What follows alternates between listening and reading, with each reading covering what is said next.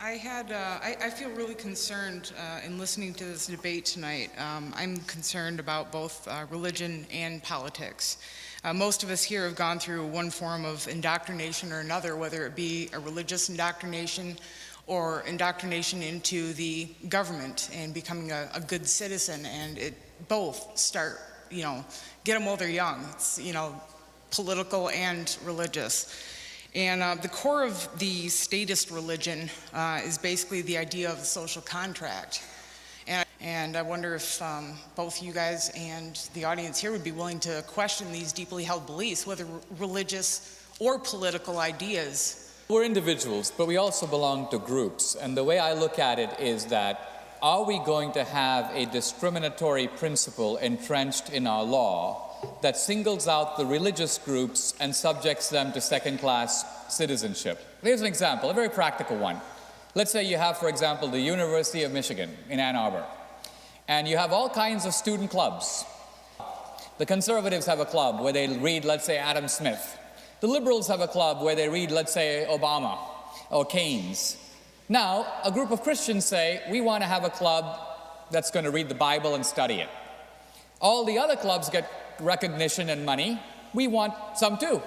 Where does that money come from, though? Hold on a second. That's what I'm the money comes from the activities fees paid by students. Now, remember, it's going to a lot of groups that other students may not approve of, but nevertheless, they're part of the diversity of the campus. According to Susan, the founders were so scared that they would tell the University of Michigan regents, give all the other clubs money, but forbid the Bible group, because after all, you guys can meet privately and be biblical. Well, you can meet privately and be conservative. You can meet privately and do everything else that's being done, but the campus is recognizing it and subsidizing it, recognizing it to be part of the diversity of the campus. But when it comes to Christianity, a special exception has to be made because there were religious wars that really scared people like Thomas Jefferson. Let's talk sense. We're all citizens of this society. We have equal religious freedom and equal rights. Why is it the case that one group of citizens gets turned away for doing what it wants and promoting its ideas and discussing them, and other groups are getting funded, recognized, and subsidized? What is the reason for that? Mr. D'Souza is absolutely wrong.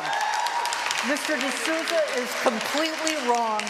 Every campus in this country, as far as I know, subsidizes groups. They provide meeting halls and so on, like the Campus Crusade for Christ, like Hillel House. Michigan's wrong. Well, I could give an example.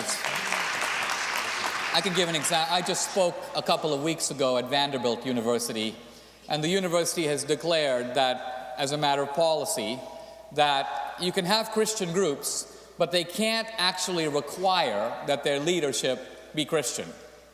Now, if again you think about it, for any other group, this would be considered obvious.